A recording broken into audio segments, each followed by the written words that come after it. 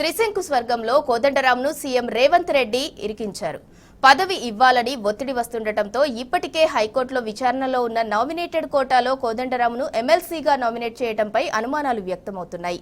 Case విచారణ తేలే వరకు కొత్త పేర్లు పంపవద్దని చెప్పిన గవర్నర్ మాట మార్చి కోదండరాం, అమీర్ అలీఖాన్ పేర్లను ఆమోదం తెలపటాన్ని తప్పుపడుతున్నారు. అయితే కోదండరాంకు ప్రభుత్వంలో భాగస్వామ్యం లేకుండా అడ్డుకునేందుకే గవర్నర్ కోటాలో ఎమ్మెల్సీకి రేవంత్ నామినేట్ చేశారనే అభిప్రాయం వ్యక్తమవుతుంది.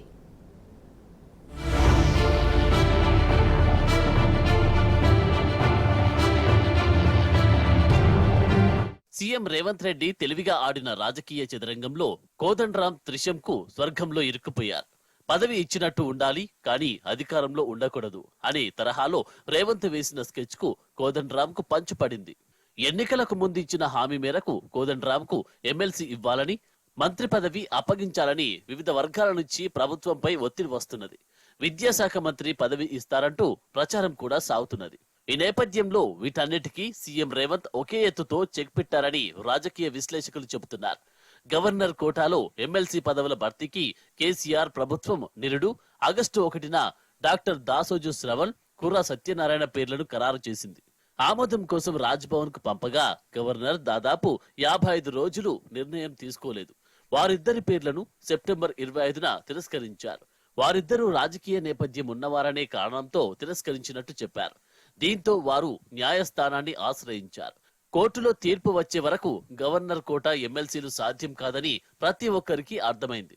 కానీ రేవంత్ రెడ్డి ఇక్కడే తన రాజకీయ చతురతను ప్రదర్శించి కోదండరాంను అడ్డంగా ఇరికించేశారు.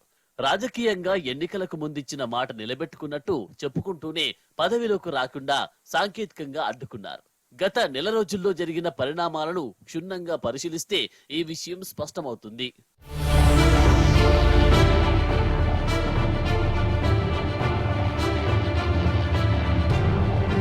కోర్టు తీర్పు వచ్చే వరకు ఎలాంటి కొత్త ప్రతిపాదనలు తీసుకోబోనని గవర్నర్ స్పష్టం చేశారు. ఈ మేరకు న్యాయస్థానంతో గౌరవ ఒప్పందం చేసుకున్నారు. ఈ నెల 24న జరిగిన వాదనల్లోనూ కోర్టులో వివాదం తేలేదాకా ఎలాంటి నిర్ణయం తీసుకోవద్దని గవర్నర్ నిర్ణయించారని గవర్నర్ తరపు న్యాయవాది ధర్మాసనానికి స్పష్టం చేశారు.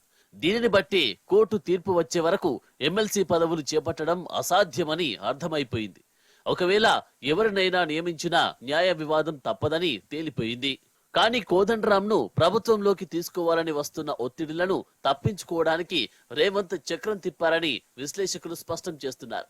కేవలం ఒక్కరోజులోనే గవర్నర్ మాట మార్చి ఇద్దరి పేర్లను ఖరారు చేయడమే ఇందుకు నిదర్శనమని స్పష్టమవుతుంది. ఒకవేళ వివాదం హైకోర్టులో సమసిపోకుండా సుప్రీంకోర్టు వరకు వెళ్తే ఎప్పుడు పరిష్కారం అవుతుందో తెలియదు. కాబట్టి అప్పటి వరకు కోదండరాం పదవులకు దూరంగా ఉన్నట్టేనని స్పష్టం చేస్తున్నారు.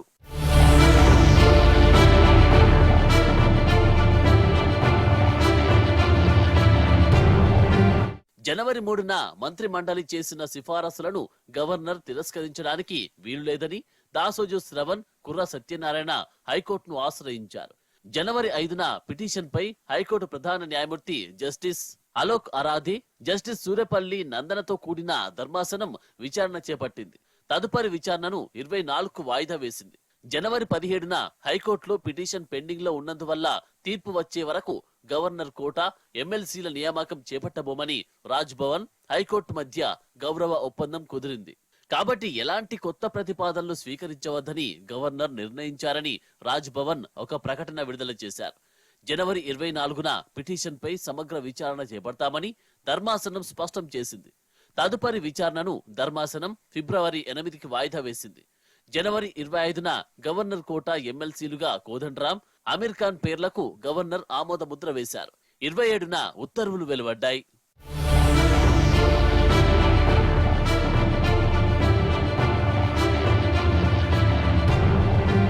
రాష్ట్రంలో కాంగ్రెస్, బీజేపీ కుమ్మక్కయ్యాయని, ఎమ్మెల్సీ పదవుల అంశంతో మరోసారి రుజువైందని బీఆర్ఎస్ నేతలు ఆరోపిస్తున్నారు. రాజకీయాలతో సంబంధం ఉన్నదనే కారణంతో దాసోజు, కుర్రా అభ్యర్థిత్వాన్ని గవర్నర్ తిరస్కరించారని గుర్తుకు చేస్తున్నారు. సరిగ్గా అదే సమయంలో బీజేపీ పాలిత ఉత్తరప్రదేశ్ లో 5గురు రాజకీయ నేతలను ఎమ్మెల్సీలుగా నియమించారని చెబుతున్నారు. అలాంటిది ఏకంగా ఒక రాజకీయ పార్టీ అధ్యక్షుడి పేరును ఎలా ఖరారు చేశారని ప్రశ్నిస్తున్నారు. రెండు పార్టీల మధ్య ఒప్పందానికి ఇది తొలి నిదర్శనమని విమర్శిస్తున్నారు. కోర్టు తీర్పు వచ్చే వరకు కొత్త ప్రతిపాదనలు తీసుకోబోమని ఈ నెల 17న ప్రకటించిన గవర్నర్ వారం వ్యవధిలోనే ఎందుకు మాట మార్చారని అడుగుతున్నారు. తీర్పు వచ్చే వరకు వేచి చూస్తామని ఈ నెల 24న కూడా కోర్టులో చెప్పారని 24 గంటల్లోనే ఇద్దరి పేర్లను ఎందుకు ఖరారు చేశారని ప్రశ్నిస్తున్నారు. ఇది ఖచ్చితంగా బీజేపీ కాంగ్రెస్ మధ్య లోపాయికారి ఒప్పందానికి నిదర్శనమని చెబుతున్నారు.